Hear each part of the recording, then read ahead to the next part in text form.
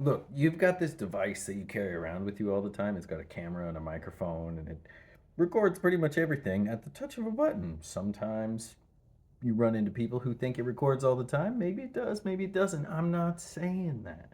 What I am saying, though, is it is a step on the path to a slippery slope of a lack of privacy. Okay? Your Ring doorbell, your Alexa over on the counter, that laptop over there. It's a step on the way down a slippery slope to lose all your privacy. Now, why does this matter? Why is this an issue even slightly? I mean, I'm not a high profile person who should be worried about my privacy being infringed upon or I mean, yeah, you're right. You got nothing to hide. There's no issue with losing a little bit of privacy to gain some convenience or a nice free service that improves my life. And I just got to give those companies or whomever a bunch of data, right? It's no problem. But imagine you had a camera in your house, in every room. And yeah, no one's looking at it because you're not one of the people that's being watched. But it sees everything you do. Doesn't that make you just a little, just like a little bit nervous? A little bit uncertain? You're gonna get naked in front of those cameras? You go, you know what? It's fine because I'm not on some kind of watch list, I think. Uh, doesn't that infringe on your privacy? Just the idea of it, even if it isn't an actual infringement upon your privacy at this time? That kind of makes you a little nervous when you think of it that way. And I've been thinking about that with all the different apps we use, with the phones that we carry around everywhere. You can't leave the room without it.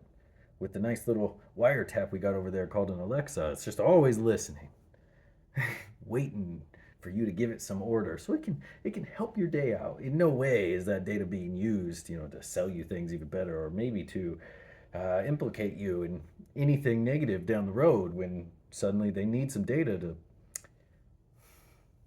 put you away. Let's put it that way. So, yeah, you may not be on a list now, but what about in 20 years? When you think so differently from the masses that you are on a list just because you don't agree with what people think.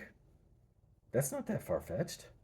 I mean, yes, I'm a wonderful vanilla ice cream enjoyer, and there's no problem with that. And in 20 years, vanilla ice cream is outlawed, and they're like, that guy, he's been advocating for vanilla ice cream forever. Oh, get him! Like, what has happened to society? I know I'm being hyperbolic.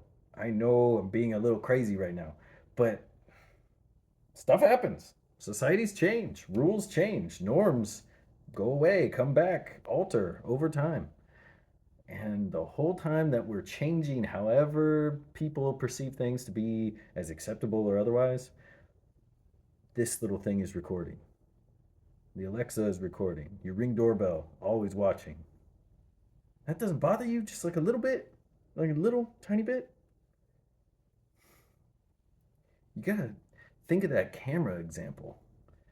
Yeah, it's not a problem now, and I won't ever be watched.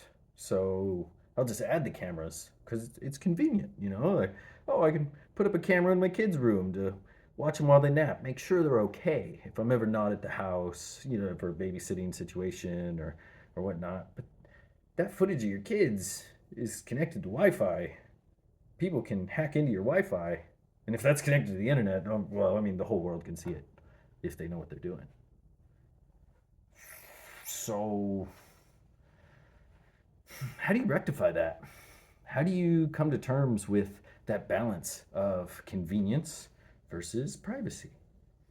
I was thinking about this this weekend. We were up at a cabin where there's no Wi-Fi, no cell service, nothing, just completely disconnected, and it felt great. And yeah, there's some things you miss. I'm addicted to my phone. I love me some podcasts and audiobooks and YouTube videos and all that jazz. Yes, that it's wonderful. But in a lot of those cases, it's free, which means I'm the product, which means data is collected on me and shared, usually for advertising. Okay, I'm gonna just go out on a limb and assume I'm not on some list and like gonna go to court for whatever reason. Okay, I'm with you. It's just data collection to make money. Sure. But It's still, when you're aware of the fact that data is collected on you at all times, especially when the conveniences and the entertainments that I'm mentioning are free, some part of my brain doesn't like that.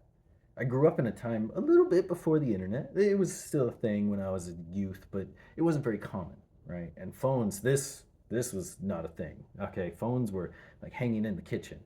It is, when you left, you weren't always on tap, always available.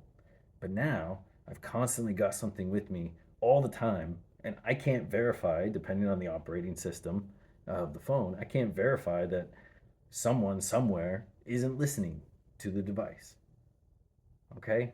And I understand how schizophrenic I'm coming across right now. I get it. I don't think anyone's listening to my phone all the time, but they might be.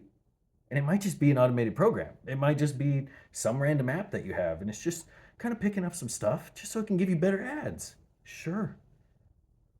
It just tickles my brain. It's like, I don't like it. I don't like it.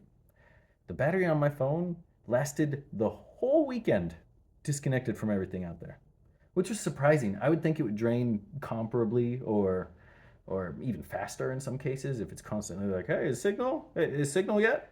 Do we have a signal? Nope. Lasted the whole weekend. What that tells me is that my phone is communicating right now in city limits constantly. And either that outreach for a signal takes almost no battery, or the outreach isn't happening. It's more of a signal in that then creates a communication pattern between the phone and carrier services. Obviously, there's more options there, but interesting. Definitely something I want to think about and expand upon, because as technology becomes more present in our lives, in every aspect, our cars are basically computers at this point. Uh, we have smart fridges for some reason. The whole thing. As technology becomes more intertwined with our day to day life, issues of privacy are going to become more prevalent. Already, people are talking about this. Is this an infringement upon our privacy? Yeah, but is it being used maliciously right now? Probably not. Maybe. Maybe we should, look at things like the Patriot Act. I really don't want to go political on this. I really don't. I really, really don't. But that's also something we need to consider. And so it might be smart when you get home to just take this phone and put it in a Faraday cage and bury it in the yard. And, keep it by the shoes where it can't constantly listen to you and the little camera doesn't pick up everything. Maybe we shouldn't have cameras filming our kids while they take a nap. We don't, but there's plenty of people who do, and it does provide a service, yes. Maybe those Ring doorbells are a little sketchy. Maybe Alexa freaks me out. I just something to think about, okay? Just think about it. At what price are you willing to pay for that convenience at a loss of privacy?